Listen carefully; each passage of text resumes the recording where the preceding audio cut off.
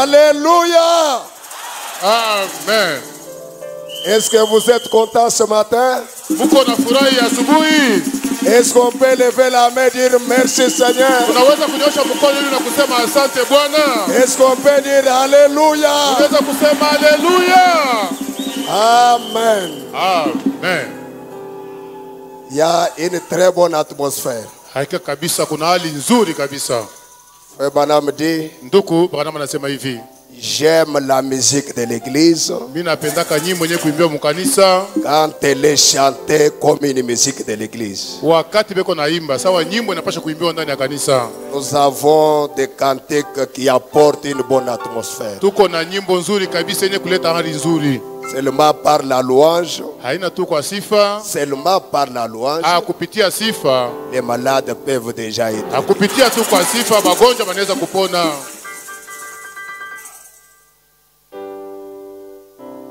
Il y a la puissance dans la louange. Kuna uwezo kabisa nyingi ndani ya nyimbo wala ndani ya sifa. Moi j'aime chanter le Seigneur. Mimi napenda kuimbia kabisa Bwana. J'aime louer le Seigneur. Napendaka kusifu Bwana. C'est ça la raison pour laquelle Dieu nous a créés. Njoo yenye sababu yenye Mungu alituumbia. C'est pour le louer et l'adorer. Ni juu ya kumsifu na kumtukuza. Ce matin, c'était vraiment bien, une bonne atmosphère. Hakika kabisa hii asubuhi tunaimba mzuri na hali nzuri kabisa. Que Dieu bénisse le président de la réunion. Mungu abariki kiongozi wa ibada. Ou celui qui a ouvert sa bouche, qui a chanté, que Dieu le bénisse. Na yule yote mwenye aliimba Mungu amubariki. Ou celui qui a battu les mains, que Dieu vous bénisse. Hata yule yote alipika mikono Mungu amubariki. Amen. Amen. Moi je déteste les gens qui ne chantent pas à l'église. Mimi naona mbaya kabisa kwa wale watu wenye baimbake mkanisa. Je les déteste beaucoup. Ba vile mimi nabaonaka shufra yake na hapo hapana. Nous disons merci à Dieu Hivi tunamshukuru Mungu pour l'occasion qu'il nous donne ce matin de venir dans sa maison. juu ya hii bahati anatupatia kwa nyumbani kwake hii asubuhi. Nous vous remercions aussi d'être venus. Tunamshukuru na mwe pia kisi mnakuya. Et aussi nos remerciements à notre pasteur Na hivi mashukurani yetu tunamshukuru pia pastori wetu pour l'occasion qu'il nous a donné de prêcher à sa place. juu ya hii bahati anatupatia tuhubiri pafashi yake. Je vois beaucoup de gens sont venus le dimanche. Kwa sababu leo njoo bantu wa mingi banakuwa paka mjumapili. C'est une maladie des églises du message. Hii inakuwa magonjwa ya makanisa ya ujumbe. Les gens viennent à l'église que le dimanche. Bantu beko nakuwa mkanisa. Nombreux viennent à l'église. Ba mingi banakuwa paka mjumapili. Écoutez d'abord ce que frère Branham dit. Mushikie kwanza kile ndio Branham anasema. Vous qui aimez toujours venir à l'église le dimanche. Mwe benye mnapendaka kuya mkanisa paka mshiku ya. Est-ce que vous aimez frère Branham? Mnapenda ndugu Branham? Le balcon c'est plein. Balko inayala. Les dominicains de dimanche. Paka tu mshiku wa Jumapili. Écoutez ce que le prophète. Sasa mshike kile nabii anasema. Dans la prédication, la manière d'un vrai prophète. Mumahubiri manamna ya nabii wa kweli. Prêché le 19 janvier 1963. Ilikuwa ya tarehe 19 mwezi wa kwanza mwaka wa 2063. Paragraphe 26 et 27. Kipindi cha 26 na 27. Frère Branham dit. Ndugu Branham anasema hivi. Mais il vous faudra aller à l'école de dimanche le matin. Asema inakupashwa kabisa kwenda kushule ya Jumapili asubuhi. Eh bien, Mzuri. rassurez-vous d'y aller. Hivi kwa na hakikisho juu ya kwendako. Rappelez-vous. Kumbuka, J'ai toujours dit. mimi nasemaka tu hivi. C'est absolument un péché d'envoyer vos enfants à l'école de dimanche. Anasema kama utume batoto kushule ya Jumapili ni non. Il dit que c'est un péché d'envoyer vos enfants à l'école de dimanche. Anasema ni zambi kabisa kutuma batoto wenu kushule ya Jumapili. Ne faites jamais ça. Anasema msianze kufanya hivyo. Ce n'est pas correct. Hakika haina mzuri. Ne les envoyez pas. Mshaanze kubatuma. Amenez-les-y toujours. mwanze kubapeleka, mshaanze kubatuma bo benyewe, mwanze kubasindikiza. Donc vous amenez vos enfants, pas les envoyer. Ni weye muzazi njo unapasha kwenda na batoto yako shule Jumapili, hapana kubatuma bo peke yabo. Amenez-les-y toujours. Anasema wanze kubasindikiza kila wakati. Frère Branham et l'assemblée rit. Ndugu Branham na mkusanyiko mzima wote bakacheka. Vous voyez? Unaona? Accompagnez-les toujours. Anasema wanze kubashindikiza kila siku. Ainsi donc cela aura lieu le matin. Anasema kila wakati ile mkusanyiko utakuwa kwa asubuhi. 27. 27. Ainsi donc, kwa hivi, s'il vous faut vous absenter du travail pour écouter, anasema kama inakupashwa, anasema upushe kwenda kukazi juu ya kusikiliza, pour être avec nous, ni juu ya kuwa pamoja nasi hapa, prier avec nous et tout, pamoja na sisi na vitu vingine. S'il vous faut vous absenter du travail, kama inakupashwa, anasema upushe kwenda kukazi, pas de problème. Hakuna shida. Dites amen. Sema amina. Pas de problème. Hakuna mambo. Habari. Ndugu Branham anasema hivi, allez de l'avant. Anasema endelea tu mbele. Et absentez-vous du travail. Na kama ni juu ya kanisa, hata kukaji pusa kwenda hako. Mais lakini ne vous absentez pas de l'église. Juu ya mukanisa yo ushanzake kupusa kuya wala kuchelewa. Il y a des gens qui ne disent pas amen. Kuko batu wabingi tunasoma basema amina. C'est frère Branham. Mwenye kusema hivi ni ndugu Branham. Frère Branham c'est notre arbitre. Ndugu Branham ndio arbitre wetu. Quand l'arbitre sonne, wakati arbitre anapiga filimbi, on doit dire amen. Tunapaswa kusema amina. Il dit ne vous absentez pas de l'église. Anasema mushanze kulofwa kukanisa. Ne vous absentez pas de l'église. Mushanze kulofwa kukanisa. Je ne vous garderai pas cet art pour vous faire rater l'église. Mie shita michunga wakati mrefu juu kumpusha kwenda kanisa. Mais s'il vous faut de temps en temps vous absentez du travail, lakini kama inakupashwa sema mu wakati yote wanze kulofwa kukaji, cela ne fera pas de mal. Il haita kutendea mubaya. Bon, sawa. En effet, kwa hivi le travail c'est juste pour votre pain quotidien. Kazi ile kunatumika ni juu ya kupata tu chakula wala mkate yako. Et vous, lakini wewe, le Seigneur vous a promis du pourvoir. Lakini wewe bionye bila unatafuta Bwana alikuadia sema atakupatia habyo. Donc mais ceci, vous devez vraiment vous rassurer. Lakini unapashwa kabisa kuwa na hakikisho de ne pas manquer de venir à l'église. Ya ushanzake kupusa kuya kukanisa. Patia kusonya hii nani haitumiki tu bien. Hii nani haitumiki bien. Dans le message, l'eau toujours présente du rocher. Mujumbe maji inakuwa kila wakati kumwamba. Paragraphe 80. Kipindi 18. Frère Branham dit. Ndugu Branham anasema hivi. Lorsqu'un homme, asema wakati muntu ou une femme, wala mwanaume wala mwanamke commence à se plaindre au sujet d'aller à l'église, et qu'ils sont si fatigués d'aller à l'église, mon prophète dit, ils ne sont pas prêts pour les voyages.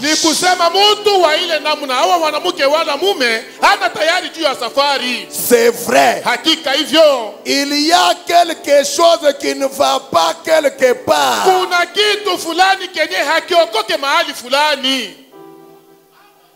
Venez à l'église. Suivez la parole. C'est alors que le réveil va éclater dans votre vie. Amen. Amen. Je peux maintenant vous demander de vous tenir pour que nous puissions commencer la prédication de ce matin.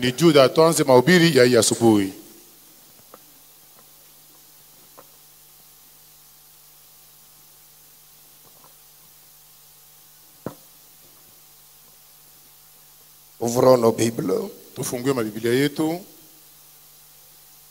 Dans Marc chapitre 10. Tusome Marko sura yake ya 10. Versets 28 à 31. Mstari wa 22 8 hadi 31. Nous allons aussi ajouter 3e épître de Jean. Tutaongeza tena barua ya 3 ya Yohano. Il y a un seul chapitre et nous lirons 2e verset. Kuna sura moja tu. Tutasoma mstari wa pili. Inclinons nos têtes pour écouter. Tuinamishe kwanza vichwa chini kusikiliza maombi. Je suis faible, tu es fort. Jésus,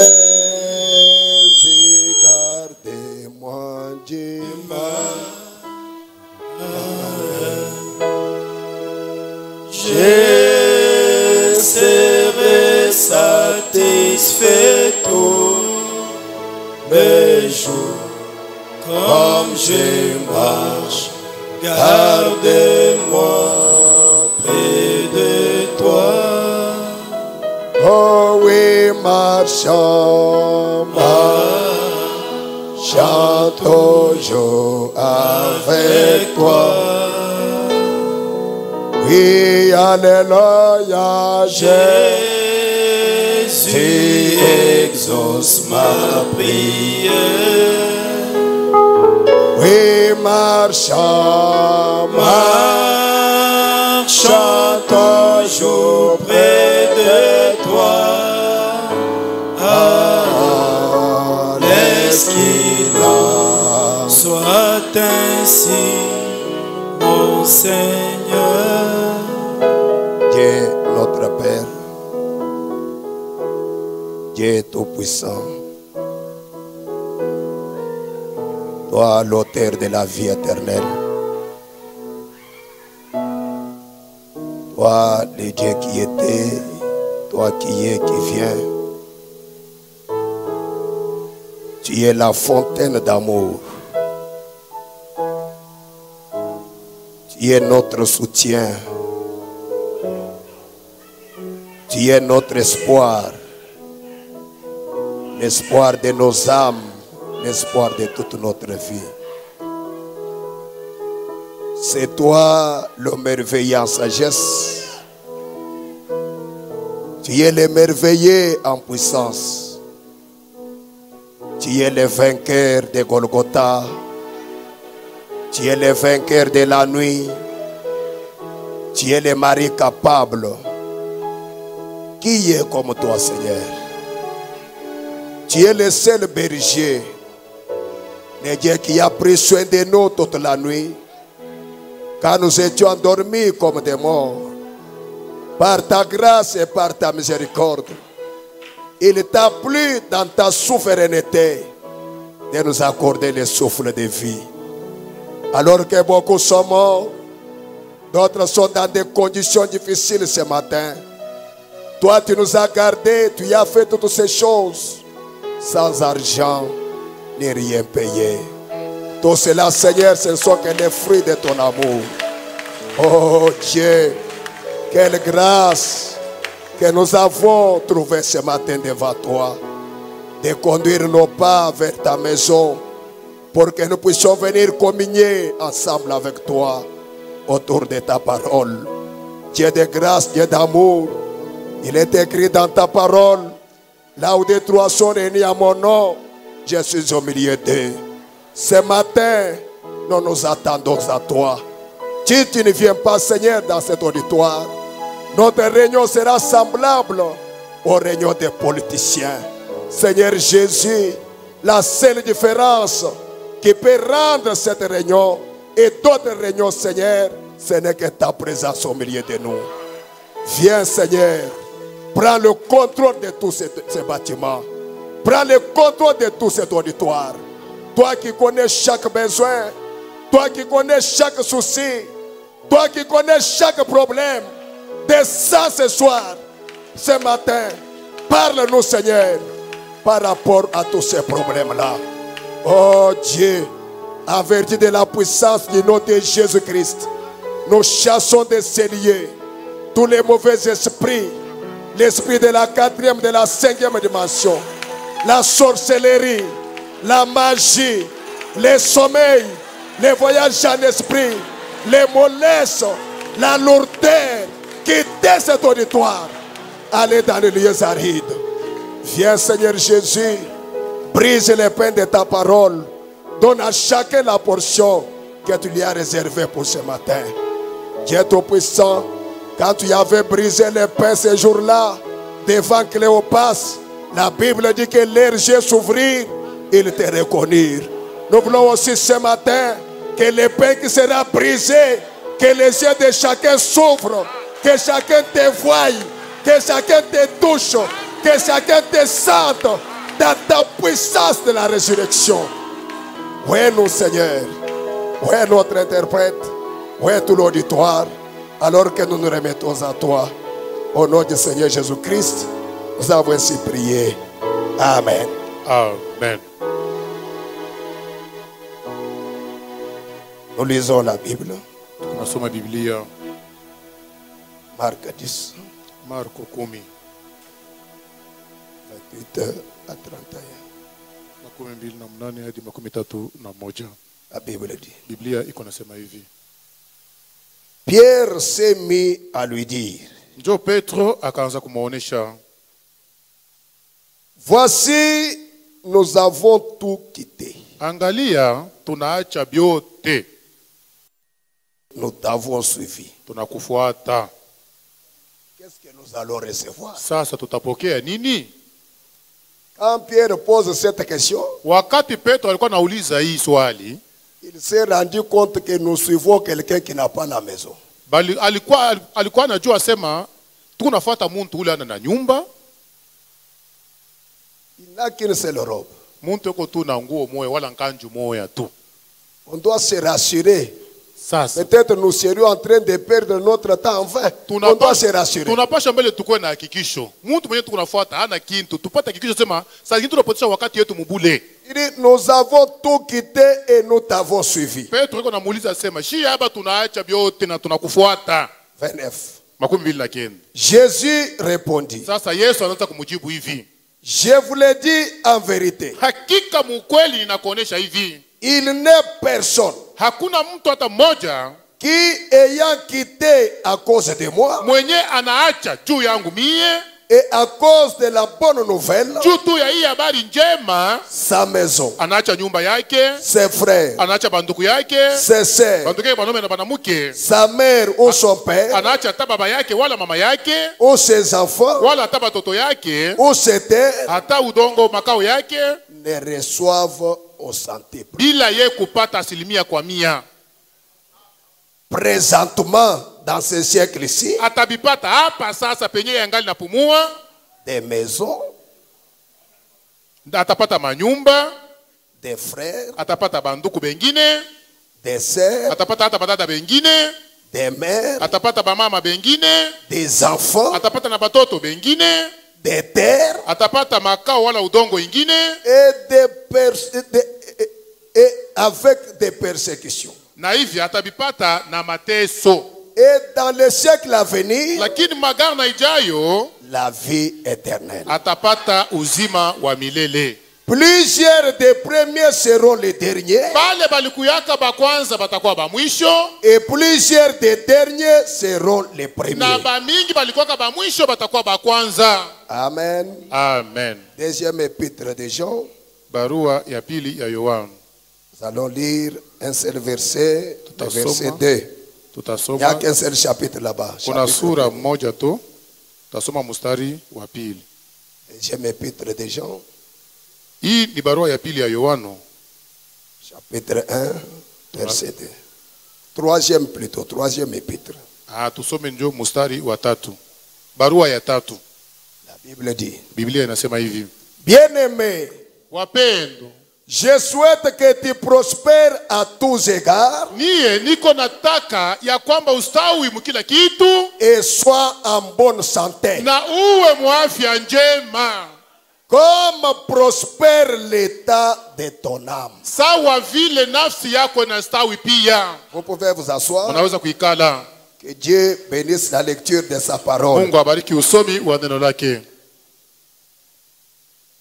J'ai un sujet un peu bizarre ce matin. Niko na tema moja hii asubuhi inaonekanika sawa vile aisikilike tu mzuri. Je l'intitule les privilèges des croyants. Hivi naipanga ya kwamba mafadhili kabisa ya waaminifu. Les privilèges que les chrétiens doivent jouir. Mafadhili ile wa Kristo banapasha kufurahi nayo. Ceux qui ont quitté le monde, Benye balitoka mu dunia, ceux qui ont quitté les dénominations, benye balitoka mu madhehebu, ceux qui ont quitté les choses qui paraissaient être précieuses pour eux, benye baliacha bitu bilikuwa inaonekana sababu vizuri kwabo, pour venir croire ce précieux message. juu ya kuaminia hii ujumbe damani.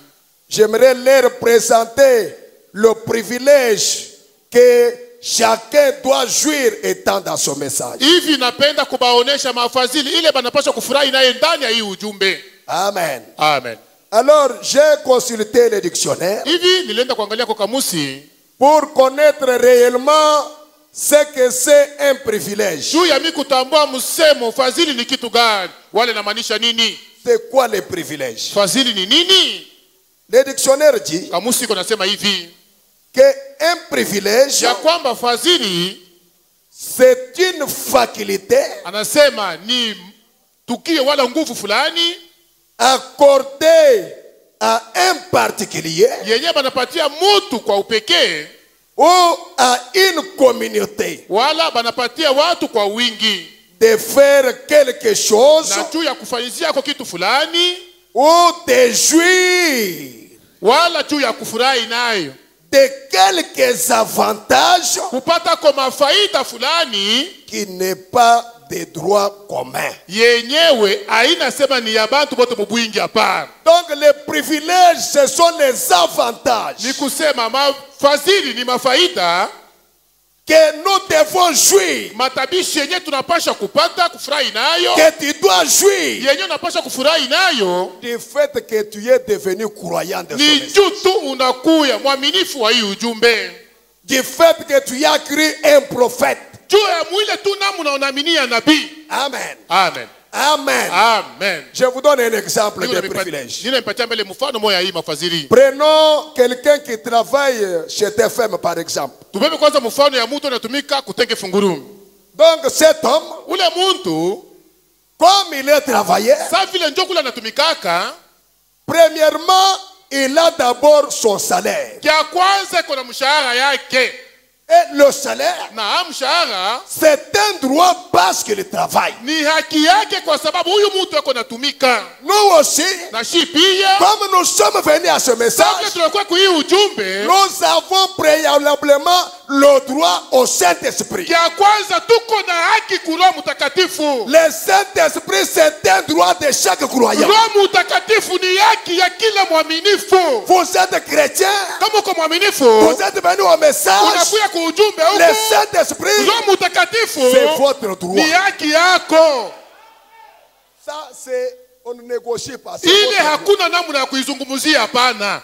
Le Saint-Esprit, Roho Mtakatifu yeye c'est le droit des chrétiens. ni haki ya mwaminifu. Amen. Amen. Maintenant, ce travailleur, Sasa huyu mtu mmoja anatumika kazi huyu, comme il a son salaire, sasa vile kuna mshahara yake, c'est son droit. ile ni haki yake. Maintenant, en dehors du salaire, Sasa kutosha ile mshahara wanamlipaka, il y a d'autres choses. kuko tena vitu vingine matapishi. Il y a les frais de transport, Beko nampatia hii makuta yake kulipa transport, il y a les soins. kuko hata kama anagonjwa On wanamtunza. peut peut-être payer les loyers pour Saa quelques zingine heures. wanaweza wengine wanamlipia hata na manyumba. Et toutes ces choses-là, Sasa hii vitu vingine vyote vya matapishi voilà les privilèges que ce travailleur doit jouer. ndio fadhili ile ile mtu yako napata. Alors nous aussi, Sasa shi na shi, étant des croyants, sawa vile tuko baaminifu, étant ces chrétiens, sawa vile tuko wa Kristiani, de ce message, ba hii ujumbe. en dehors du Saint-Esprit, Sasa kutosha Roho Mtakatifu, il y a des privilèges mafadhili nyingine iko hako que nous devons jouir. yenye tunapaswa kufurahi nayo. Amen. Amen. Des privilèges que nous devons jouir. Mafadhili yenyewe tunapaswa kufurahi nayo. Oh, écoutez d'abord ce que fait Branham dit. Usikie kwanza kile ndugu Branham anasema hapa Dans le message, ndani ya ujumbe. crois-tu cela? Unaaminia hiyo? Prêché le 2 avril 1960. Ilikuwa ilihubiriwa mtarehe ya pili mwezi wa 4 mwaka wa 16. Tradition Shekinah. yenye kugeuzwa na Shekina. Paragraphe 28 partie B. Akipindi ke 28 sehemu yake ya Suivez pili. très bien. Munifate mzuri. Frère Balamadi. Ndugu mama anasema hivi. Mon grand-père a conduit un char à bœuf. Anasema nkambo yangu yeye alikuwa kanaongoza ni chakala yenye kokoto na mangombe. Balamadi. Ndugu mama anasema hivi. J'ai conduit une Ford V8. Hapa mie niko natembesha motoka Ford V8. Donc je ne suis pas obligé de mener la même vie que mon grand-père a Ni mené. kusema mie silazimisho kuishi maisha ile nkambo yangu anaweza kuishi hapana. Moi j'ai conduit une Ford 28. Mie niko natembesha motoka ya Ford 28. Mon fils Mtoto yangu mie voyagera en avion à réaction. yeye atatembea mugari ya mabawa. C'est que nous avançons. Ni kusema tuko naenda njo mbele. C'est ce que la religion devrait faire. Njo kile kidini kilipashwa kufanya. L'avenir du Seigneur est proche. Kuja kwa Bwana ni karibu. L'église devrait avancer en puissance. Kanisa yo ilipashwa kwenda mbele muwezo. La science ne peut que monter très haut. Usilimu iko na kupanda yulu Et ensuite elle doit décliner. na kisha itaanguka. Mais Lakini nous avons des ressources chie tuko na machemchemu inexploitées yenye hatuyaitumikisha, qui n'ont jamais été touchées. yenye watakuigusa hii yaguswa. Les chrétiens Bakristo ont des ressources beko na machemchem inexploitées yenye habaya ibamba ako, qui n'ont jamais été touchées. yenye hata mutu moja hayagusa. Celle de la puissance illimitée de Dieu. Hii yenye kuwa ni uwezo ya Mungu ya bila mwisho, Où nous devrions être en train d'évoluer. yenye tunapasha kwenda nayo mbele. Nous vivons ce soir, nous disons ce matin. Tuko naishi, yeye alisema magharibi, tunasema si asubuhi. Nous vivons ce matin Tuko naishi hii asubuhi à 1 million de kilomètres yenye kuwa mbali kabisa mu mamilioni ya kilometre, en dessous de notre privilège. chini kabisa ya hii mafadhili yetu. Nous vivons en dessous de notre privilège. Tunaishi chini kabisa ya mafadhili nayo.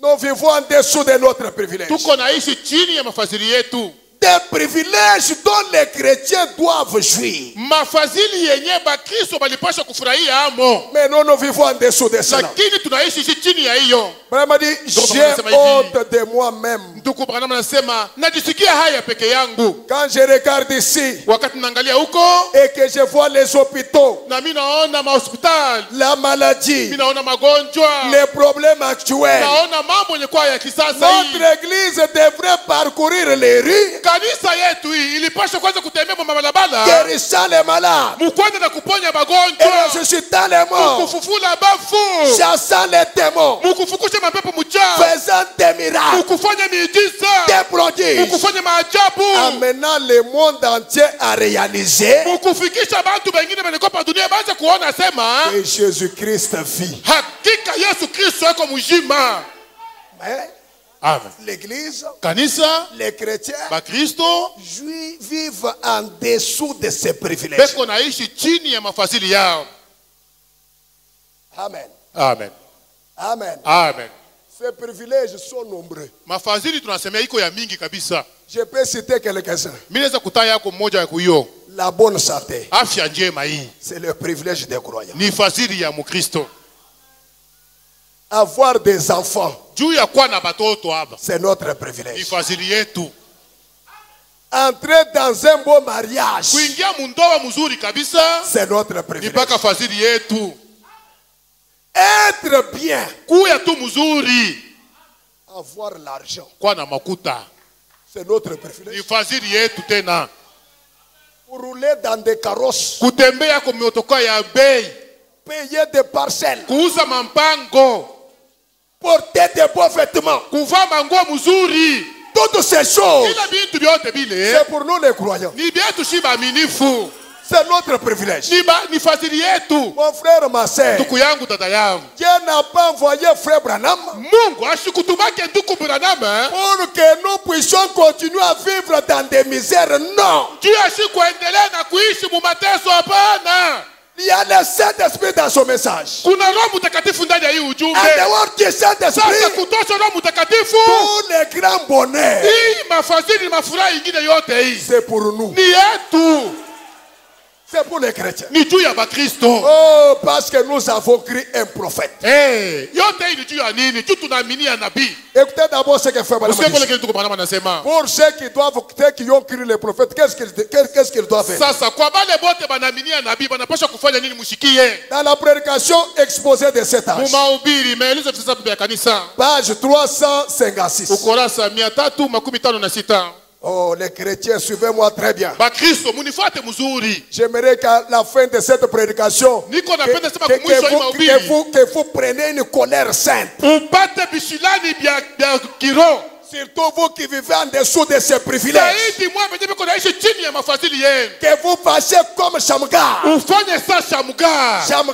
Shamgar, après avoir réalisé Kisha ya kuyua asema que les ennemis ya kama maadui ne viennent qu'au temps de la moisson. banafika mpaka wakati ya Un mavuno. jour, Siku moja quand il a vu les ennemis venir, aliona maadui yako il nafika. a piqué une crise. Yeye pale akachukua kishilani cha muro. Il a pris la mâchoire d'or. Akachukua sasa ngome. Il a dit aux ennemis, akaambia maadui hivi. aujourd'hui, Leo ce hii n'est pas comme les autres jours. haina sale mashiku ingine. Aujourd'hui, Leo soit vous me tuez unaweza mbona mnanyua avant de toucher au blé. kama kwenda kubamba kuungama. Mais si vous ne me tuez Sasa pas, kama munyua mwaye. aujourd'hui, Leo hii fini ces choses. kunaisha. Aujourd'hui, c'est fini. Leo kunaisha. Je dois jouir mes privilèges. Leo mimi napaswa kufurahi na mafadhili yangu. Amen. Amen. Fais Branham dit, Ndugu mama anasema hivi. page 356. Tunasoma ukurasa 356.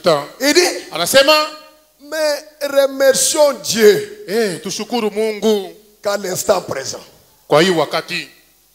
cet âge ne soit pas terminé. Hii kizazi haitamalizika. Il crie encore. Analalamika tena. Et son cri n'est pas seulement dans les oreilles spirituelles des hommes par son esprit. Anasema lalamiko yake haina tu masikio ya batu bakiro kupitia roho wake, Mais lakini il y a de nouveau un prophète dans le pays. anasema kuna nabii tena mpya ndani ya nchi. Une fois encore, Anasema kwa mara hiyo tena Dieu va révéler la vérité Mungu atafunua ukweli comme il l'a fait à Paul. vile alifanyaka na Paulo Au jour du 7e messager. musiku ya mjumbe wa saba. Au jour du 7e messager. Musiku ya ujumbe wa malaika wa saba. Au jour de l'âge de la Odyssée. Musiku ya malaika wa Laodikia. Ce messager Huyu mjumbe révélera les mystères de Dieu. yeye atafunua masiri ya Mungu Comme ils ont été révélés à Paul. vile tena ilimfunuliwaka Paulo. Ce messager parlera. Huyu mjumbe atasema tena. Est-ce que vous êtes là? Mungu ananifuata mzuri. Ce messager parlera. Huyu mjumbe atasema. Et ceux qui recevront ce prophète Na bale batapokea ya huyu nabii en son propre nom mujina yake et recevront les effets bénéfiques du ministère de ce prophète. batapokea mafaida kabisa kutokea kwa utumishi ya huyu nabii. Frère Branham dit, Ndugu mama anasema hivi. ceux qui écouteront Branham Benye batashikia Branham seront bénis. batabarikiwa. Je n'ai pas entendu un amen. Nishishikia amina. Ceux qui écouteront Benye Branham batashikia Branham seront comment? batafaje? Bénis. Batabarikiwa. Ce matin, Hii asubuhi même si tu étais maudit, hata kama ulilaaniwa, la malédiction c'est une parole. laana yo ni misemo. En tant que serviteur de Dieu, Kama mtumishi wa je vous Mungu bénis aussi par la parole. ninakubariki kupitia neno tena. Ceux qui écouteront Branham Benye batashikia Branham seront bénis. batabarikiwa. Ce matin, Hii asubuhi le Dieu de Branham est capable. Mungu wa Branham eko na uwezo. Il est capable. Eko na uwezo. Il est capable Eko na uwezo de prendre quelqu'un ya kubeba mtu qui n'ayant kwa mwenyeko et faire mubule de lui un grand homme. ce na matin. kumufanya na kuwa mtu mkuu. Rien n'est impossible à lui. Hakuna kitu hata kimoja kila kitu kusikana mbele yake. Alléluia. Amen. Un jour, Siku moja Samader avait besoin d'une parcelle yeye alikuwa anapenda kupata kwa lupango pour construire une polyclinique. juu ya yeye kuyenga kwa polikliniki. Il est venu voir Frère Branham. Anakuwa kuona ndugu Branham. Il dit, Frère Branham, Anasema ndugu j'ai Branham, besoin d'une parcelle niko napenda nipate lupango pour construire une juu polyclinique. ya mimi kuyenga kwa hospitali. Frère Branham regarde Samader. Ndugu Branham anaangalia Il Samader. dit, Samader, Anasema Samader, cette parcelle, ile lupango hii, cette parcelle, hii lupango tu vas les payer. utaiuza.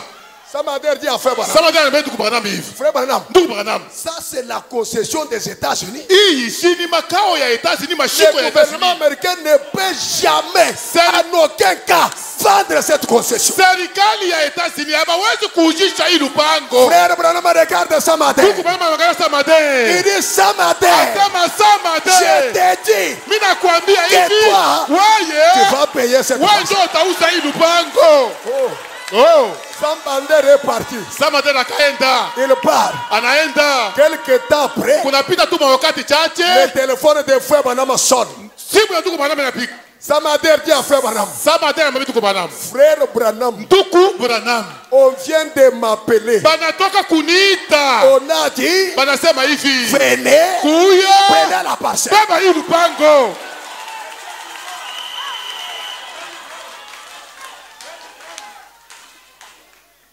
C'est le même Dieu que nous avons créé. Njoo ule Mungu mwenyewe tuko naye hapa. Frère, Ndugu, j'aimerais un peu qu'on se révolte ce matin. niko napenda busubuhi butushiriki eko. Nous avons cru ce message. Tunaaminia hii ujumbe. Peut-être on avait des privilèges dans le monde. Saa zingine mudunia mtu tulikuwa na mafasiri nyingine. Il y en a ici Kuko pengine hapa. qui pouvaient être des chefs coutumiers. Balipasha kwa tabasha dans les kutimia villages. kule kwabo kuma mijiji hapo. Mais ils sont rejetés tous ces gens. Lakini banaacha vile vitu vyote. Pour ce message, Juu ya hii ujumbe hii. pas pour être manœuvré. Haina juu ya wewe kuya muhole.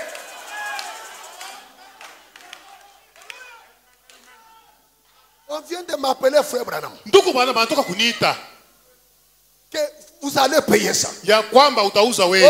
Oh, mon frère, ma soeur. Hey, ndugu yangu, dada yangu. Je commence à me sentir bien. Naanza kujishikia mzuri. Pourquoi Dieu a envoyé Frère Branham? Ni juu ya nini Mungu alituma ndugu Branham? Écoutez ça très bien. Mushikie. Pourquoi il a envoyé Frère Ni Branham? juu ya nini alituma ndugu Branham? Dans la prédication, Mu mahubiri, oh, la colonne de feu. nguzo la moto. La colonne de feu, Nguzo la moto prêchée le 9 mai 1953. ilihubiriwa mtarehe ya 9 mwezi wa 5 mwaka wa 54. Oh, tradition Shekinah. Hii ni Shekina ndio aligeuza. Paragraphe 74, je prends partie. 74 na siku sehemu ya pili. Vous êtes avec moi? Mnanifuata vizuri? Frère Branham dit, Ndugu Branham anasema hivi. Sawa. eh bien, Sawa. si je suis le prophète de Dieu Kama niko nabii wa Mungu et que Jésus est le même hier, na Yesu ni yule moja moja jana, aujourd'hui et éternellement, leo hata milele, cette même colonne de feu ile nguzo la moto moya moya qui avait conduit les enfants d'Israël dans le désert, yenye longozaka batoto ba Israeli mujangwa, qui vint sur les fils de Dieu yenye likuwa pa mwana wa Mungu et les conduisit. na kubaongoza. Et il disait qu'il ne pouvait faire que ce que le Père lui montrait. Na yeye alikuwa anasema hawezi kutenda kitu, kutenda mpaka kile baba alikuwa anamuonyesha yeye kutenda. Alors il est le même aujourd'hui. Na yeye ni yule moja moja leo. Est-ce vrai? Ndugu anasema haina vile. Si je ne vous connais pas, Anasema kama mishikutambue, il est ici. yeye kwa hapa njoo. Et vous et moi, Wewe na mimi nous parlons. tuko naongea. Ce sera juste comme pour la femme au puits qui parlait avec le maître. Hii itakuwa tu sawa yule mwanamke kukishima alikuwa anasema na mwalimu. Il ne pouvait pas la guérir. Yeye hakupashwake kumuponya. Mais il a découvert comment, je ne dis pas la phrase. Lakini yeye alitambuaka na kuona namna. Il a découvert quel était son problème. Yeye alitambuaka kuona mambo kilikuwa mambo kaya. Est-ce vrai? Haina hivyo. Marie? Ndugu anasema hivi. Eh bien. Mzuri. Suivez maintenant. Mufuate sasa. Eh bien. Mzuri. Il dit. Anasema hivi. Eh bien. Mzuri. Je déclare. Natangaza hivi. qu'il est le même hier, ya kwamba yeye ni yule moja moja jana, aujourd'hui, leo hii, éternellement. hata milele. Qu'il m'a amené dans ce monde, Yeye alinifikisha hapa pa dunia dans un but. mushaba. Dieu m'a suscité Mungu alinilamusha pour bénir les gens juu ya mimi kubariki watu par un don divin kupitia zawadi ya kimungu qui m'a été donné par un ange. yenye nilipewa na malaika. Bwana m'a dit, croyez-vous, est-ce vrai? Munaaminia sema ni vya kweli. Dieu m'a envoyé ici Mungu alinituma hapa dans un but. mushaba. Quel but? Shabaka ni Pour bénir les gens juu ya mimi kubariki bantu avec les dons qu'il m'a donnés. na zawadi ile alinikaburia. Moi, je crois ce matin, Mimi niko naaminia ya asubuhi la bénédiction de Dieu mabaraka ya Mungu dans cet âge, muhiki kizazi. Frère Branham nous apporte cela. Tuku Branham ndio anatuletea hayo. Dans cet âge, Muhiki kizazi. Frère Branham nous a apporté Tuku Jésus. Branham anatuletea hayo. Il nous a apporté les bénédictions Anatuletea mabaraka dans cet âge. muhiki kizazi. Amen. Amen. Amen. Amen. Amen. Amen. La présence d'un prophète Wepo tu wa nabii peut apporter beaucoup de choses. inaweza kuleta bintu vya mingi kabisa. Peut changer des situations. Inaweza kubadilisha hata matukio. Souvenez-vous dans la Bible, Kumbukeni mu Biblia, Élisée Elisha était dans le pays. yeye alikuwa muinchi muli. Mais quand il y avait une armée étrangère qui avait encerclé le pays Sasa d'Israël, wakati kulikuwa jeshi moja ya kigeni ilizungulukaka les Israeli, gens sont arrivés à un moment où on commençait à manger les enfants. bantu balifikaka mu wakati moja wanaanza kulia batoto yabo. Une femme, Mwanamke c'est son convenu avec une autre femme. anashumbura na mwanamke mwingine. Mangeons ton enfant. Tukule mbele mtoto yako leo, Aujourd'hui, leo. et demain on mange Na aussi. kesho tukule na wangu. On a mangé l'enfant de lui. Wanakula kwa mtoto wa huyu. Et demain, on commence à chercher à manger de l'autre. Ça- La maman dit, niet, on ne mange pas mon enfant. Sasa banaanza kutafuta bakula mtoto wa mwingine. Mama yake yule sema wangu hatutakulia. Et les femmes commencent à se quereller. Ale sasa mwanamke anaanza kukombana. Et la femme qui avait son enfant, il voit le roi en train de passer sur le mur. Sasa mtoto mwenye alikuwa na mtoto, yule mama alikuwa na mtoto wake anaona. Elle crie au roi, Anaona mfalme anapita pa kibumbashi anamwambia, Ah, wa! hey mfalme, donne-moi justice. unikatie kwa hii Le roi mambo. dit, qu'est-ce qu'il y a? Ni mambo kani? La femme dit, Mwanamke anasema hivi. nous avons mangé l'enfant de cette femme hier. Tulikulia mtoto wa huyu mwanamke jana. Aujourd'hui, Sasa leo elle cherche à ce qu'on mange aussi mon enfant. anaanza kutafuta sema tukule na mimi mtoto yangu. Mais moi, je ne fais pas ça. Mimi sipendi mtoto wangu tumkule hapa. Le roi dit, Mfalme asema mama. c'est à ce niveau que le peuple est arrivé. Ni kusema ume nafikia muhii wa hiki wango hii. On commence à se manger dans mon Ni pays. kusema bantu banafika mu wakati aweza kukuliana. N'avons-nous pas un prophète dans ce pays? Sasa muhii hatuna muna nabii. Aujourd'hui, Leo que hii Dieu me traite dans toute sa rigueur. Mungu anifesha mkukasirani yake Si la yote. tête d'Élisée ne tombe pas par terre, Kama tu kichwa cha Elisha kikatwe. si la tombe d'Élisée ne tombe pas par terre, Kama tu kichwa cha Elisha kikatwe leo. la nouvelle est arrivée chez Élisée. Sasa njo ile habari ikafika kwa Elisha. Élisée est un prophète. Elisha alikuwa ni nabii. Il se tient debout. Sasa njo nabii akashimama. Il parle comme un prophète. Nabii akasema saa vile nabii anasemaka. Il dit demain, Asema kesho à telle heure, mu wakati fulani il y aura la nourriture en abondance ici. kutakuwa chakula mingi kabisa hapa. Et l'homme du roi regarde le prophète. Sasa njo ulimfaa akaangalia mnabii Il dit, akasema Dieu va ouvrir les portes du ciel Mungu atafungula milango ya kumbingu pour que la nourriture juu tombe. ya chakula yanguke hapa. Tu cherches à nous faire endormir. We shi mambo ya kutarika na bushingishi. Élisée lui regarde et dit, Njo Elisha akamwangalia amwambia. tu verras de tes yeux, Akamwangalia amwambia sema wewe utaona na macho Mais- yako tu ne mangeras lakini pas. juu ya kulia hautakulia. L'incrédulité ne tue que l'incrédulité. Kutokuamini kuna uwanga mpaka ule mwenyewe kutokuamini. Et je vous informe ce matin, Lakini asubuhi namipatia habari hiyo hii. surtout nos frères qui mettent toute leur confiance dans les dons. Zaidi banduku yetu benye biko natia tumaini yabo mwazawadi. Quand un prophète parle, Wakati tu nabii mkuu anasema il n'y a aucun don. hakuna zawadi hata moja. Il n'y a aucun vase. Hakuna mtungi hata moja. qui peut se tenir un jour yenye inaweza kusimama siku moja que je corrige les prophètes. kusema mimi nataka sasa nitengeneze nabii. Je te pose la question. Mimi naanza kukuuliza hivi, Toi qui es-tu wewe uko nani pour corriger les juu ya prophètes? wewe kutengeneza nabii?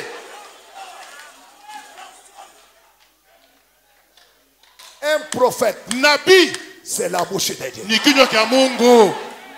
Un prophète, Nabii c'est la voix de Dieu. ndio sauti ya Mungu. Un prophète, Nabii c'est l'interprète ndio divin de Dieu. mtafsiri wa kimungu. Quand lui parle, Wakati yeye anasema, même si tu ne vois rien, hata kama uone wewe même si kitu, tu n'entends hata rien, kama usikie toi dis kitu, seulement wewe Amen. sema tu amina.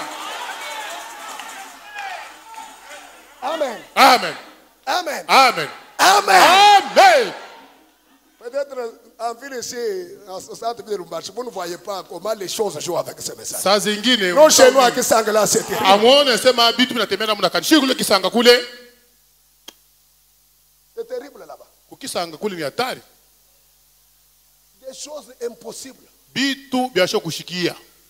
Oh non, les vases corrigent les prophètes. Oh, banasema ni mazawadi. Iko na yunatengeneza nabii. Frère, Nduko. vous savez dans la Bible, Unajua ndani ya Biblia huko, quand en Israël, wakati kule ku Israeli, quand d'autres prophètes ici donnaient des songes, des prophéties, wakati nabii mmoja anaweza kuleta ndoto wala sauti ya unabii, on amenait devant le Urim Tumim. walikuwa nileta mbele ya Urim na Tumim. Mais quand Moïse parlait, Sasa wakati Musa alikuwa anasema yeye, on n'amenait pas cela devant le Urim Tumim. hakuna namna kubeba masauti ya Musa kuipeleka mbele ya hii majiwe.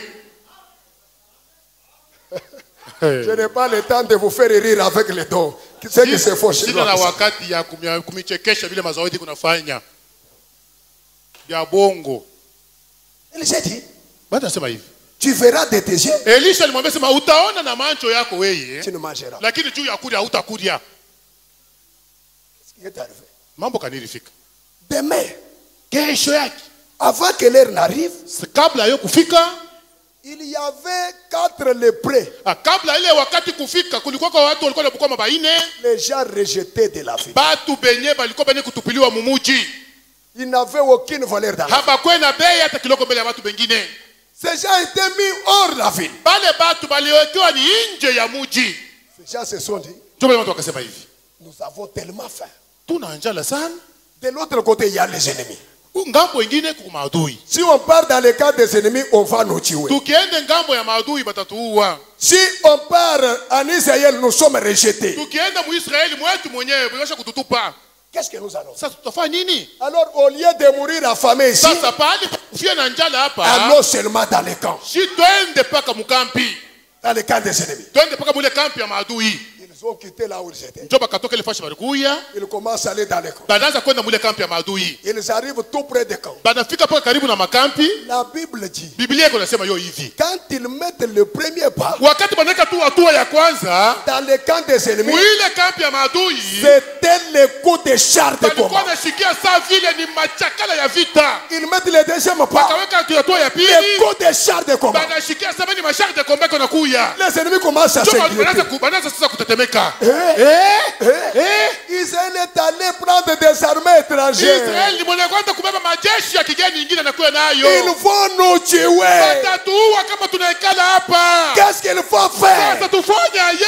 Abandonnons toutes choses. Tuache vitu vyote Prenons hapa. fuite. Tukimbie. Ils ont pris fuite. Banakimbia. Ils ont laissé des tentes Bakaacha pleines de nourriture, bakaacha matete ni kuja Des tena. habits. Balikuja na manguo. de l'or. Balikuja tena De l'argent. masabu. Balikuja na fedha. Ils ont fui. Bo bakakimbia. Les lépreux arrivent. Sasa wale watu mkoma bakafika. Ils marchent, ils terminent. Banakuja kisha kuja kuisha. Ils disent, Banasema hivi. nous n'agissons pas bien. Hatutende mzuri hapana. Nos frères meurent de faim. Banduku yetu sifuna kufanya njala kule. Allons dans la ville. Twende na shemu muji mule. Crions aux autres. Tukamwambia na bo bengine Venez. mukuyeni. Il y a la nourriture à Chakula l'abondance. yo iko huku kubwingi yai. Et quand on a crié, Sasa wakati balalamika, les gens sont sortis. bantu bakatoka. Israël est venu. Njo Israeli akafika. Il a remporté des histoires, des Bakabeba histoires, bintu bya des histoires, mingi, des bintu histoires. bya mingi na bya mingi. Toutes ça c'est quoi? Hii yote ni nini? À cause d'un prophète. Juu tu ya nabii.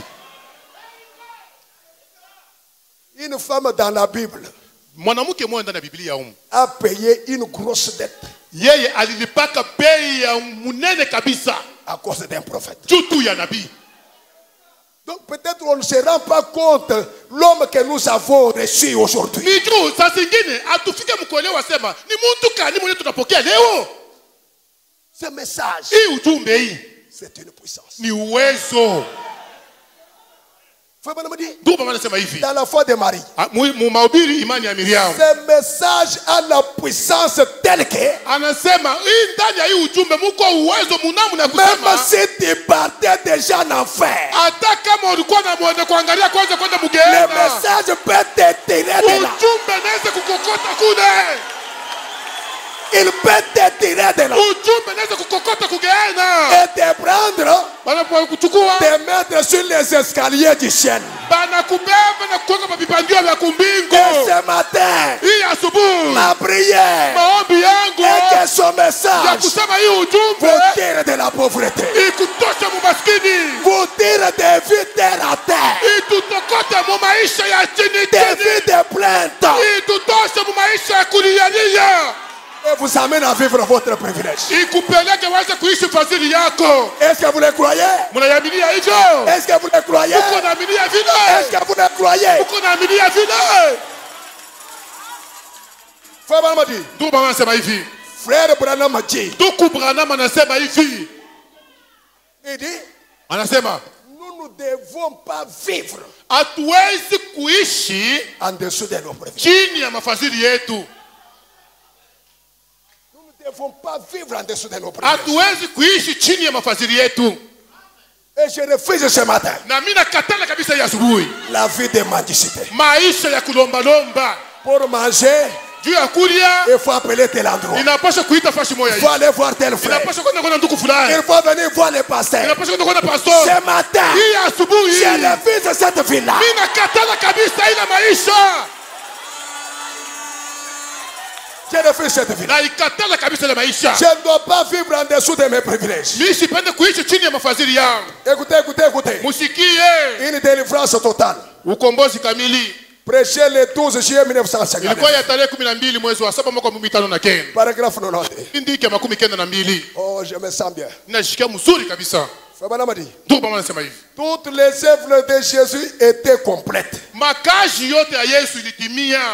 Tout était complet. Yote ilikuwa yenye kuenea. Il délivrait totalement. Eko na komboa mukamili. Il a totalement délivré les lépreux de la lèpre. Yeye alifungulaka pale walikuwa na magonjwa ya bukoma kuile magonjwa. Il a totalement délivré la femme à la perte de sang. Yeye alikombola kule mwanamke alikuwa anapotesha damu De sa perte de sang. na kupotesha kwake kwa damu. Il a totalement délivré le monde du péché. Yeye alifungua ala kukomboa hii dunia kwa dhambi. Quand il est mort au jour de l'expiation. Kwa sababu yeye alikufa siku ya ondolevu. Jésus a totalement délivré tout péché. Yesu aliondoa dhambi yako mkamilifu. Jésus a délivré l'église. Yesu ni mwenye kufungua wala kukomboa kanisa. Alors, Na nous n'avons pas besoin shia hatuna na hitaji d'être des gens juu ya kuya kwa bantu qui vivent en dessous de leurs privilèges. benye beko naishi chini ya mafadhili yabo. Nous n'avons pas besoin de gens Shia hatuna hitaji na bantu qui vivent benye beko naishi en dessous de leurs privilèges. chini ya mafadhili yabo. Écoutez, Shikie. Frère Mamadi, Ndugu mama anasema, oh mes frères, banduku yangu. nous n'avons pas besoin de gens Shia hatuna hitaji na bantu qui vivent benye beko naishi dans un état de défaite. chini ya kushindwa hapana, wala muhali ya kushindwa hapana. Il dit ne vivez pas dans un état de défaite. Anasema ushaanza kuishi muhali ya mtu wa kushindwa hapana. Lise tabernacle. Lisi maskani. Même si tu n'as rien ce matin, Hata kama una na kitu ya asubuhi, parle toujours comme si tu possèdes. wewe waanza kusema saa uko nakyo. Même si tu avais l'argent Hata kama ulikuwa na pesa et que tu n'en as pas na maintenant, hauna nayo tena, vivez toujours comme tu vivais avant. waanze kuishi tu sawa vivez pas hapana kuishi dans un état de défaite. muhali ya mtu mwenye kushindwa, hapana. Non ici, Oh hapa, non ici, si hapa, non ici. si hapa. Ce matin, Hii asubuhi ne vivez pas hapana kuishi dans un état de muhali défaite. ya kushindwa. Tu peux me dire amen. Unaweza kusema amina. Ne vivez pas dans un état de défaite. Hapana kuishi muhali ya kushindwa. Ne vivez pas comme si vous êtes déjà vaincu. Waanze kuishi, hapana kuishi kama mtu asha kushindwa, hapana. Frère, Ndugu, même si tu as perdu le capital, hata kama unapotesha butai, ce n'est pas la fin du monde. haina mwisho wa dunia hapa. La Bible dit, Biblia inasema hivi, il y a de l'espoir anasema kuna tumaini pour tous ceux qui vivent. juu ya pale bote benye beko naishi. Et tant croyant de ce message, Sawa vile kwa mwaminifu wa hii ujumbe, même si je n'ai pas encore vécu ma bénédiction aujourd'hui, hata kama si yapata mabaraka yangu leo, je le crois. lakini naaminia, Je confesse mimi nakiri demain, kesho par la puissance du nom de kupitia Jésus, uwezo wa jina la Yesu je vivrai ma bénédiction. mimi nitaishi mabaraka yangu. Même toi qui es malade, Hata wewe mwenye kuwa tu n'es mgonjwa, pas encore guéri, ne perds pas l'espoir. hapana kupotesha tumaini, Ne vis pas dans un hapana état de kuishi défaite. muhali ya kushindwa. Demain, Kesho la guérison va venir. uponyaji itakufikia.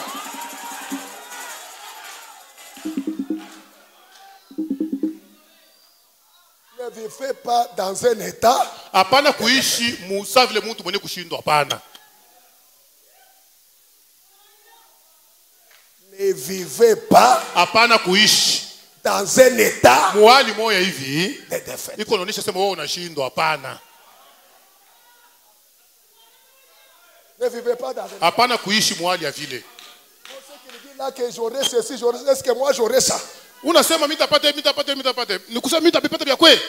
Dans notre famille, il n'y a jamais eu quelqu'un qui a déjà fait ça. Na japo mujamaa yetu hamna mtu hata mmoja maisha kufanyaka hivi. Je te pose aussi la question. Mimi na La famille du roi David, mujamaa ya mfalme Daudi, qui avait été déjà roi. ni nani alikuwa kama mfalme?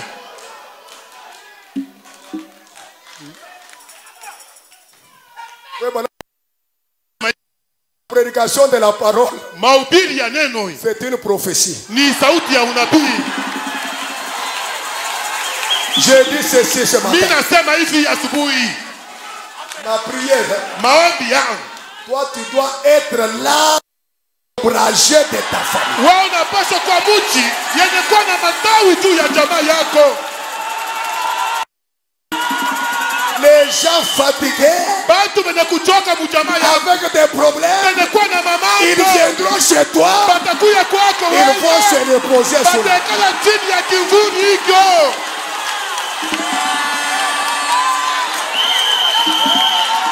Et si vous êtes cet arbre-là, Na hivi kama uko ile mti planté près des courants d'eau, yenye kupandiwa pembeni ya la mto, Bible dit, Biblia inasema, ces feuillages ne flétrissent pas. banasema majani yake Et tout ce qu'il haikauke, fait, na kile kunafanya lui réussit. kiko naenda mpaka Et ce mbele. matin, Na hii asubuhi soyez cet arbre. wakuya ile mti, Soyez cet arbre. kuya ile mti, Soyez cet arbre. kuya ile mti, Soyez cet arbre. kuya ile mti, Soyez cet arbre. kuya ile mti, Soyez cet kuya arbre. ile mti.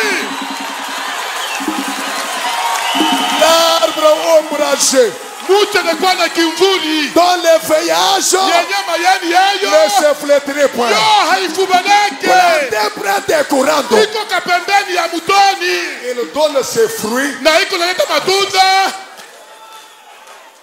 en sa saison. mu wakati yayo. Nous sommes dans notre saison. Tuko mu majira yetu, La saison de Malachika. tuko mu majira ya Malakia La ine, saison de Luc tuko 17. mu Malakia ya Luka 17, La saison tuko mu de wakati Dieu dans la chair ya humaine. Mungu mwenye kuwa Et mundu, ceux qui voient ça, penye kuona qui hii, reconnaissent ça, penye kutambua hii, l'impossible kenye devient akiwezekana possible. kinawezekana.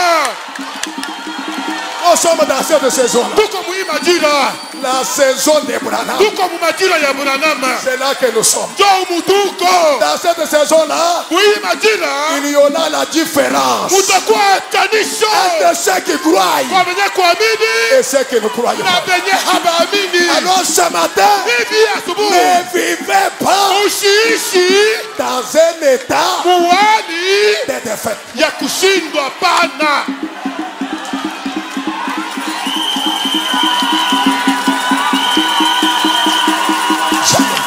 Hapana. Frère Vincent, Ndugu Vincent, au travail, mukaji mule, soyez toujours positif. wewe kuya tuangalie mambo mpaka sawa. Tu n'as pas encore d'enfant. Kama huyu azala batoto, Commencez à vous comporter comme ceux qui avaient. wewe anza kutenda leo hii sasa kuzala batoto benye bale.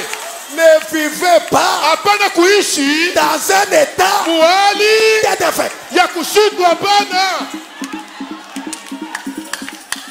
Ne vivez pas dans un état de défaite. Ushaanza kuishi muhali ya kushindwa hapana. Nous avons une grande ressource inexploitée. Tuko na mali yenye hatuyaigusa.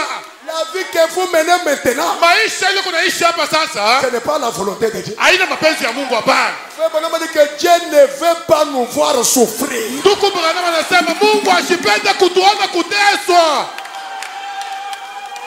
Si toi tu aimes la souffrance, ça te regarde toi. Wewe kama unajipendea mateso muwe mwenyewe na kuangalia mpaka wewe.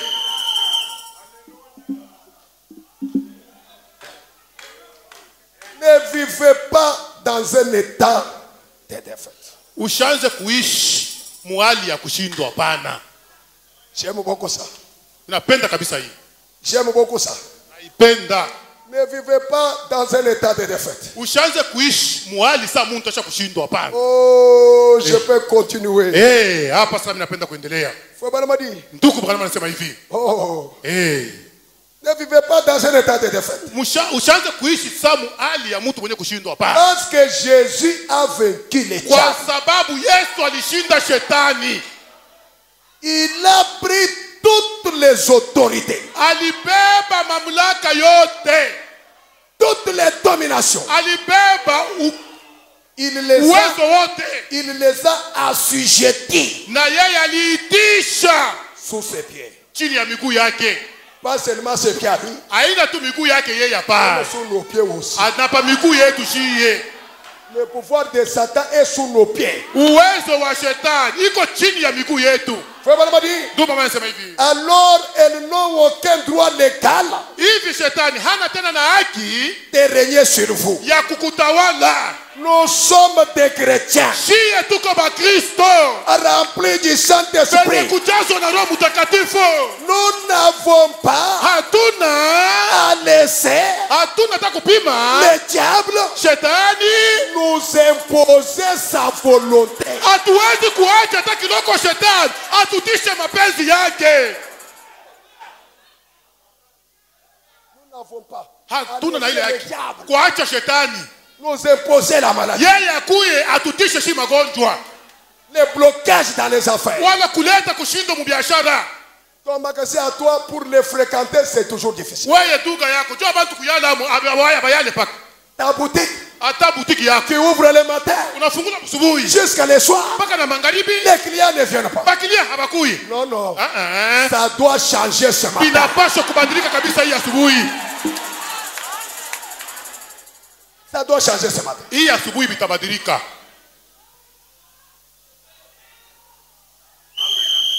Vous savez, Frère Branham dit, Ndugu Bwana anasema hivi.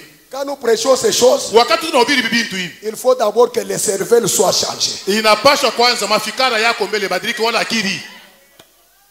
J'ai prêché dans mon église là-bas. Je disais à beaucoup de familles qui vivaient dans des petites maisons, des bicoques, je leur disais que ça, ce n'est pas la volonté de Dieu. Mukanisa yangu nilikuwa naambia majamaa, bali mnaishi manyumba ya kidogo msema, hii hana mapenzi ya Mungu hapana. Quittez cette vie. Mutoke mwi maisha hii. Quittez ces petites maisons. Mutoke mwi kanyumba kakaloko ka hivi. Mais notre frère me dit, mais pasteur, mais je travaille, je trouve l'argent que pour payer cette maison. Bantu walikuwa nimesema pastor, unasema tu vya kweli. Mais lakini ile makuta mimi napata kenya kulipa paka hii nyumba hii. Je lui ai dit, Ndio nikamwambia hivi. les jours où tu vas trouver une belle maison, Sasa siku ile utapata nyumba ya mzuri. Dieu va commencer à te bénir Mungu naye ataanza kukubariki. à cette mesure-là. Kufuatana na ile nyumba yenyewe kuna kana. C'est la vérité. Ni vya kweli. C'est ce qui est arrivé. Ndio kile kilifika.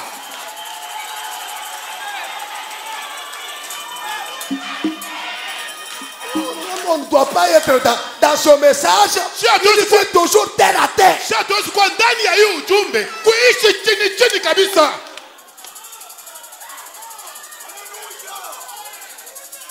Non, non. Ndio vile. Ne laissez pas le diable t'imposer imposer sa volonté. Ushachake hata kiloko shetani akutishe mapenzi yake. Frère m'a dit, Ndugu mama anasema hivi, Christ nous a délivrés. Kristo alitukomboa. Une délivrance totale. Alitukomboa kamili. Écoutez, Sikilizeni. il nous a délivrés de la maladie. Yeye alitukomboa kumagonjwa. Il nous a délivrés du péché. Alitukomboa Il kuzambi. nous a délivrés des habitudes. Alitukomboa kumatabia. Il nous a délivrés du commérage. Alitukomboa kukabwabwa. Il nous a délivrés de la pauvreté Yeye anatukomboa na kumasikini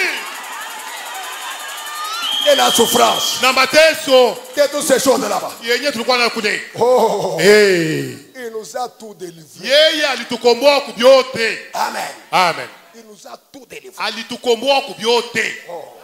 Hey. J'aimerais que qu'on sache là où nous nous retrouvons maintenant. Nous Niko sommes, napenda sema shibo tutufike kuyo sema tushe kushimamia fashikanya hapa sasa hapa. nous sommes où? Tuko wapi? Faut pas dire. Ndio mwana anasema hivi. Dans le message, Ndani ya ujumbe, Dieu a pourvu à la guérison pour cette génération. Mungu alitayarisha matunzo juu ya hiki kizazi. Est-ce que c'est là? Lisi mbona nifuata mzuri? Frère Madame Mati, Ndugu Branham anasema hivi. un message prêché le 19 juillet 1954. Ilikuwa ya tarehe 19 mwezi wa 7 mwaka wa 54. Shekinah. Ni Shekina. Oh, oh. Paragraphe 18. Kipindi 18. Les problèmes des chrétiens aujourd'hui, Mambo yenyewe baminifu beko nayo leo, c'est qu'ils ne se rendent pas compte de ce qui a été pourvu pour eux. abafike mukuyua sema ni kitu kani kenye kilibatayirishiwaka. Ils ne se rendent pas compte. Habayua hata. Il dit, Anasema hivi. beaucoup de gens ne se rendent pas compte des grandes gloires Bantu bamingi abafike mukuyua jua hii mautukufu kubwa et des grandes puissances na hii uwezo kubwa auxquelles il a été pourvu pour eux. yenyewe Mungu alibatayirishiaka. Écoutez, Sikilizeni. écoutez, écoutez. Shikie. Vraiment dit, Ndugu Branham anasema hivi. venir à Christ, Anasema kuya kwa Kristo c'est comme marcher dans une grande galerie marchande. iko soko natembea muduga kubwa kabisa niko na vitu tele. Hein? Unasema nini? Duga kubwa. Gouda. Duga. Venir à Christ, Kuya kwa Kristo c'est comme venir dans une grande galerie marchande. iko sawa mtu anakuwa muduga kubwa kabisa nikuja tele na vitu. Venir dans une grande galerie marchande. Ni kusema iko sawa vile hata msipeni marishe niko na vitu tele. Par ici, Kwa hivi ou dans un très grand magasin. wala kwenda muduga kubwa kisi tunasema. Venir à Christ, c'est comme si nous venions dans un très grand magasin. Kama unakuya kwa Kristo iko sawa unakuya kuduga kubwa. Si quelqu'un me donne un grand magasin, ici, Kama mtu fulani anipatia duga kubwa hapa, dans une grande galerie marchande, kama mtu ananipatia kwa sipeni marishe ya munene et hapa qu'il me disait, na kunyambia hivi, William Branham, William Branham, tout ça, hivi vyote c'est à toi. ni vyako wewe. Christ, c'est cette grande galerie marchande. Anasema hii Kristo njoo hii duka kubwa. Christ, c'est un grand magasin. Kristo yeye njoo hii duka kubwa. Nous sommes entrés là, Tunaingia hamo, on nous dit, baanza kutuambia hivi. tout ce qui est dans ce magasin, Hivi vyote vinakuwa ndani ya hii duka hivi. c'est pour toi. Ni vyako wewe. C'est pour toi. Ni vyako. Toi, croyant de ce message, Wewe tout ce qui est en Christ ici, dans cette grande galerie marchande, c'est pour toi. wewe mwaminifu wa ujumbe, vinakuwa ndani ya hii duka kubwa vyote ni vyako. Tout ça, c'est à toi. Hivi vyote ni vyako. Eh bien, Mzuri. la chose suivante que je ferai, Kitu kenye kitafuata kile mitafanya ce serait de parcourir pour découvrir ce qui m'appartient. chini juu ya mimi kwanza kwenda na kushughulika kuangalia sema vyenye mitabeba ni vitu kani vinakuwa vyangu. Je dois parcourir les magasins. Mimi nitaanza kutembea ndani ya duka. Je dois chercher ce qui Mimi m'appartient. napasha kwanza na kuangalia vinakuwa vyangu. Je dois chercher ce qui est mien. Napasha kutafuta vyangu mie. Vraiment dit, Branham anasema hivi. c'est pareil en Christ. Ndugu Branham anasema njoo vile juu ya Kristo. Lorsque vous devenez chrétien, Wakati tu unakuya Mkristo, vous sillonnez unapasha kutembea. dans le magasin. Kutembea ndani ya duka. Vous découvrez ce qui vous appartient. Si njoo waanze kwenda na kuona sema vyako ni vya wapi? Ce qui est à vous. Vyenye kuwa vyako Écoutez, sikia. Branham a dit, Branham anasema hivi, tout est à vous. vyote ni vyako. La bonne santé est à vous. Afya njema ni yako. La prospérité est à vous. Ustawi ni wako. Les changements est à vous. Mabadiliko pia ni yako. Tout ce bonheur. Yote, mafadhili yote hii. La domination, Hata utawala c'est à vous. ni paka yako. La victoire, Ushindi c'est à vous. ndani mwako. Les enfants, Batoto c'est à vous. ni vyako. Tout c'est à vous. Vyote ni vyako. Tout c'est à vous. Vyote ni vyako. Oh, mes frères, Eh, banduku yangu. tout c'est à vous. Vyote ni vyako. Tout c'est pourquoi vous avez... Oh, j'ai sauté. Où est-ce que je suis? Tout est à vous. Ça vous a été donné gratuitement. Vyote vilikupewa kwa bure. Tout c'est pourquoi Christ est mort. Vyote vile Kristo alikufiaka Est à vous. ni vyako wewe. C'est à chacun de vous. Ni vya kila mmoja wenu.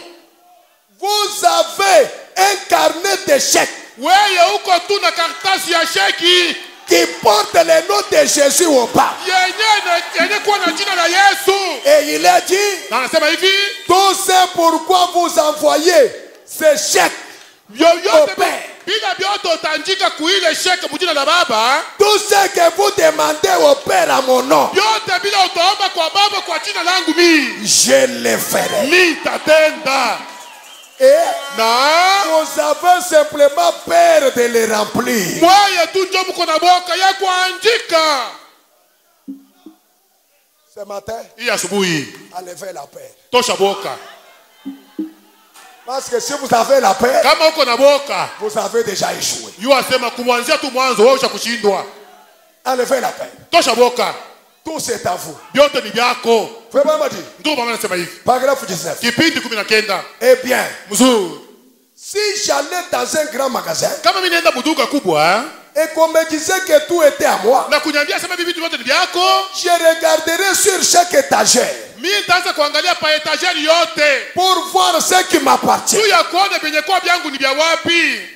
Et pour certaines choses qui sont là-haut Na juu ya vitu vingine venye kwa vyangu lakini viko mbali kuna yulu. et que je ne pourrais à peine atteindre, Yenyewe hakuna namna mimi kubipata. qu'est-ce que je ferais? Sasa nitafanya nini? J'irai me chercher une échelle. Nitaenda kutafuta muungaji. Je monterai Nitapanda afin kupanda de pouvoir regarder tout autour et voir tout ce qu'il y a. tapanda juu ya mimi kuangalia kando kando na kuona vyote venye kuwako. Ne voudriez-vous pas faire cela? Sasa na wewe haupaswi kufanya yako na wewe Il vile. dit c'est comme ça. Anasema njoo vile.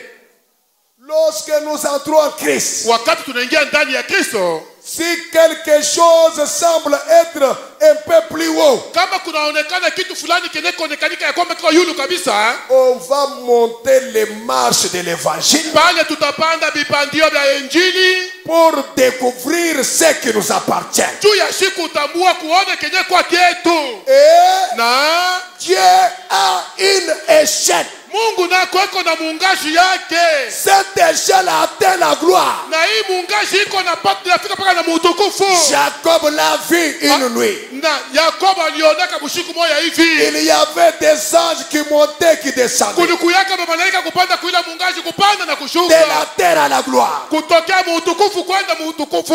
Il dit, Anasema cette échelle-là, ile kipandio c'est la prière. ni maombi. C'est la prière. Ni maombi tu. La prière change. Maombi yo iko nabadilisha. La prière change même la pensée de Dieu. Maombi iko nabadilisha hata mawazo ya Mungu. La prière Maombi rend les choses qui sont compliquées, ça devient facile. iko nafanya sema vile vitu vilikuwa vinaonekanika sema haviwezekani lakini vinakuwa Fama vinawezekana. dit, Tupo anasema hivi. dans cette grande magasin, Anasema mwi duka kubwa tout est à vous. vitu vyote ni vyako. Dieu a pourvu à cela Mungu ndio alitayarishaka vile pour vous. juu yako wewe. Il dit, montez-y ce soir. Anasema wewe panda tu. Gravissez du coup. Wewe panda tu na ufike yulu. Il dit, écoutez, écoutez. Anasema sikilizeni. Vous êtes ici? Mko hapo? Mnanifuata? Il dit, Anasema hivi. éloignez-vous de ces choses terre à terre. Anasema achana kabisa na hivi bintu vya chini chini. Éloignez-vous des choses. Ndugu Branham anasema achana kabisa na tubintu twa chini chini. Il dit, Anasema hivi. les choses terre à terre. Tubintu twa chini chini. Des choses qui disent, Bitu benye kunasema les jours des miracles sont passés. mashiku ya miujiza cha kupita. Il dit, Anasema hivi. écoutez, Shikia. nous ne sommes pas des gens terre à terre. Shiye hatuna bantu ba chini chini. Ah, dites quand même amen. Musema amina kuneno.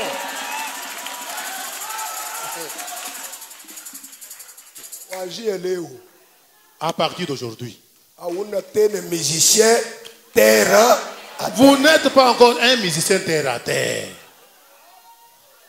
Il n'y a pas de diacre terre. Aucun homme d'affaires terre. Aucun ministre terre à terre.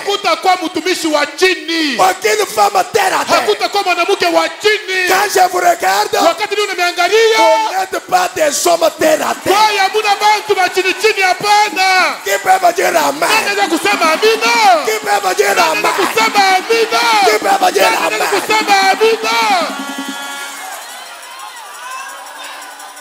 Nous ne sommes pas des gens terre à terre. Si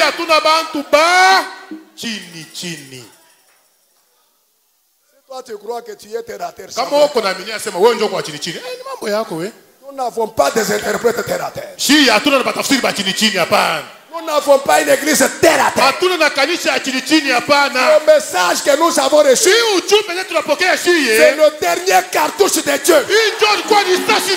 C'est la dernière puissance de Dieu. En dehors de ce message, il n'y a rien pour nous. Nous n'irons pas vivre, marcher dans des voitures, dans des milléniums. Nous n'aurons pas une belle vie dans les milléniums. Il dit toutes ces choses, nous en avons besoin maintenant.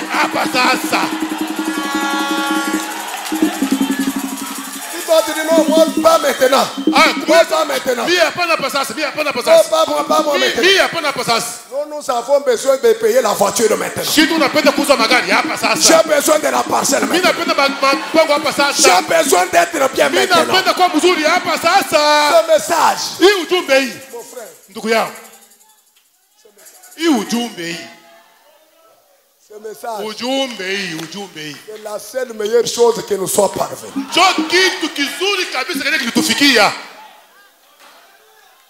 Il y avait un médecin. Il critiquait beaucoup frère Branham. Je commence à terminer. Avant que je lise le dernier cartouche.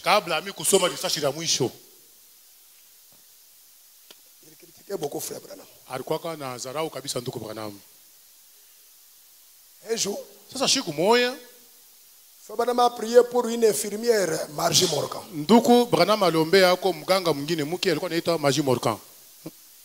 Margie Morgan était guérie. Et le médecin l'a dit. Ce sont des histoires.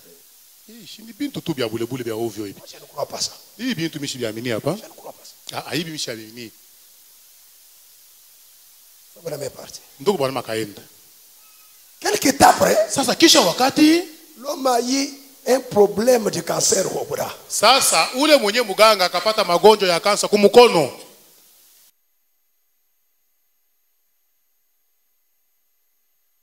Ses collègues médecins disent qu'il n'y a pas moyen, il faut toujours amputer les bras. Sasa ba munganga benzaki bakaanza kumwambia sema hakuna namna ya kutunza, tukate tu mkono.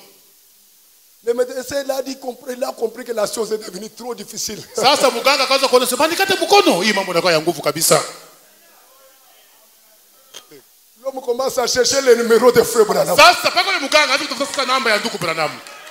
Commence à chercher le Anza numéro de kutafuta frère. munipatie kwa namba ya ndugu Branham.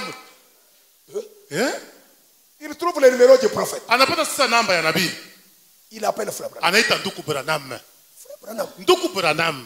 Je suis allé à l'hôpital. Mimi naenda kwa hospitali. Le médecin a dit, Baganga banasema hivi. il n'y a pas moyen, il faut toujours qu'on me coupe. Hakuna namna inapasha papa nikate mkono.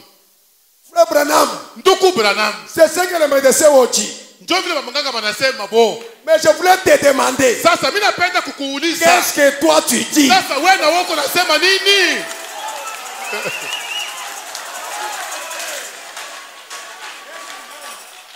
Frère Branham. Ndugu Branham. Qu'est-ce que toi tu Wewe dis? uko unasema na wewe je?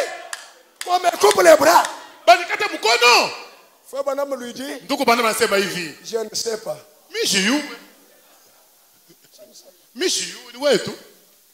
Il dit, mais frère Branham, Ndugu Branham. je t'ai vu prier pour notre infirmière à l'hôpital ici. Mimi nikuona unaombea yako mganga wetu mwingine kwa hospitali huko. Elle était guérie. Alipona. Mais qu'est-ce que tu dis pour moi? Sasa unasema je juu ya mkono yangu? Frère Branham lui dit, Ndugu anamwambia hivi. oui, je connais ce marché morgan. Ah, mimi najua ule unasema ni maji morgan. Mais tu dis quoi, frère Branham? Sasa ndugu Branham, mambo yangu unasema ako je? Il dit, frère Branham, Anasema ndugu Branham, dis quelque chose. si useme iko mneno moya. Frère Branham dit, Ndugu Branham anasema hivi. j'ai parlé. Mimi nasema. J'ai parlé. Mimi nasema. Et après, Na kisha il rentre à l'hôpital. anakuja kwa hospitali. Les médecins disent, Mganga anasema hivi. cette fois-ci, Hapa sasa. on ne coupe pas ton. Hakutakata tena mkono. Tu es guéri. Unisha kupona. Le soir, Magharibi, l'homme appelle frère Branham. ndugu anaita mtu anaita ndugu Branham. Frère Branham, Ndugu Branham. c'est fait. Paka vile ulisema vinatendeka. C'est fait. Kunaisha. Ce matin, Hii asubuhi. frère Branham, Ndugu Branham. c'est fait. Kunaisha. Frère Branham, Ndugu Branham. c'est fait. Minapona. Frère Branham, Ndugu Branham. c'est fait. Minapona Et kunaisha. qu'est-ce que tu dis, frère Branham? Qu'est-ce que tu dis, frère Branham? Ndugu Branham anasema yako nini? Pour nous ce matin, qu'est-ce que tu dis? Sasa ndugu Branham, juu Dans la yetu si prédication asubuhi. des livres des filles de Unasema yako l'agneau. nini? Les livres des filles de l'agneau. Ah, mkitabu cha uzima cha mwana kondoo. Paragraphe 18. Kipindi cha 18. Prêché le 3 juin 1956. Ilikuwa ya tarehe ya 3 mwezi wa 7 mwaka 15 na nini? Shekina. namna ya Shekina. Frère Branham dit, Ndugu Branham anasema hivi. je suis heureux Niko mwenye heri kabisa de voir les nôtres ici ce ya matin. kuona betu hapa hii asubuhi. Aucun d'eux ne vit dans la pauvreté. Hakuna tabu moja wamo unako naishi mumasikini. Dites amen. Sema amina. Dites amen. Sema amina. Frère, Ndugu, même si tu es né dans une famille pauvre, hata kama ulizalika mjamaa ya masikini, je te propose ce matin, yeye anakuambia hii asubuhi, changer de famille. wewe badilisha jamaa. Entrer dans cette famille, Ingia muhii la jamaa. famille HAM. Ingia mujamaa HAM. Dans cette famille, Muhii les jamaa. maladies héréditaires n'existent Magonjwa pas. ya jamaa ikanake La eko. pauvreté n'existe pas. Umashikine mwikanake Des emo. morts de famille n'existent pas. Magonjwa ya jamaa ikanake emo. Aucun d'eux ne vit dans la pauvreté. Hakuna hata mmoja kunaishi mumateso. Oh, Hey. autant que je sache. Munamna yote ile minayua. Branham dit, Branham anasema tous mwe bote. portent de bons vêtements. Anasema bote beko nafanya manguo ya mzuri. Oh, my. Hey, my. Tous Bote portent de bons vêtements. beko nafanya manguo ya mzuri. Tous portent de bons vêtements. Bote beko nafanya manguo ya mzuri. Branham dit, Ndugu anasema, vous êtes propres. anasema muko safi. Levez la main, dites amen. Munaonyesha mkono msema amina. Branham dit, vous êtes propres. Ndugu anasema muko safi kabisa. Des gens qui, Bantu benye à les voir, mukubaona tu sont intelligents. beko baakili kabisa.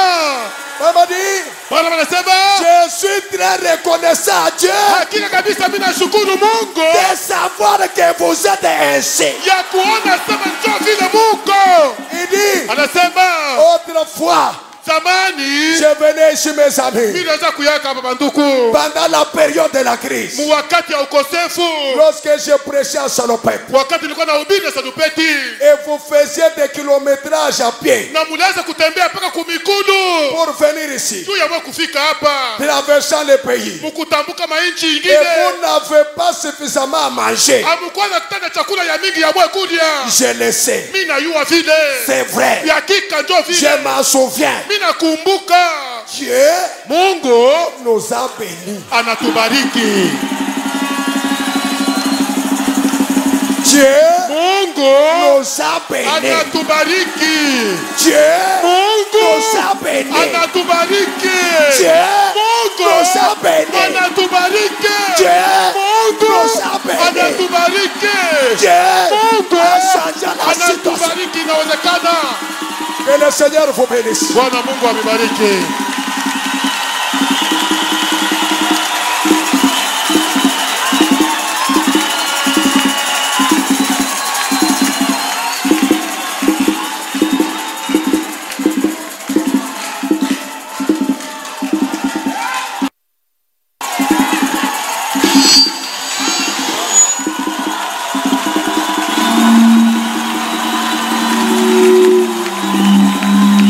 Dieu nous a bénis.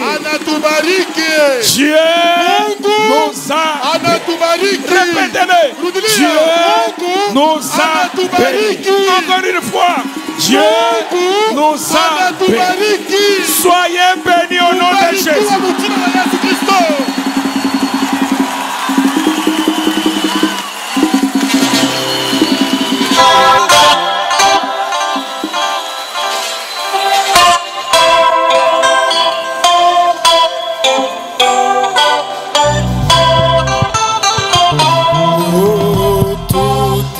Possible à celui qui croit, c'est la loi de la foi.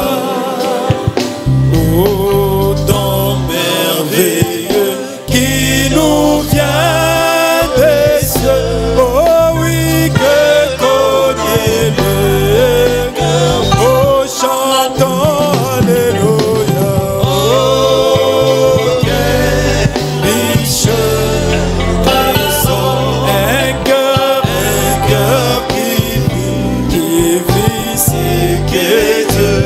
Alléluia, sa foi, au Dieu que de l'or. Alléluia, Dieu l'honneur élevé. Oh, chantons alléluia. Oh, quelle riche raison. Un cœur qui vit. C'est que te dit, sa foi vaut mieux que de l'or. Alléluia, Dieu l'honneur et les bénis. Oh, Dieu manifeste à celui qui croit la force de son bras. Oh, le Tout-Puissant dit à son enfant, oh oui, si tu crois, tu es. Oh, chantons alléluia. Oh, quel riche trésor, un cœur qui vit. C'est que Dieu, alléluia, sa foi vaut mieux que de l'or. Alléluia, Dieu l'honneur et les bénis. Oh, quand l'ennemi fait trembler des peurs, du danger. Oh, crois au Seigneur.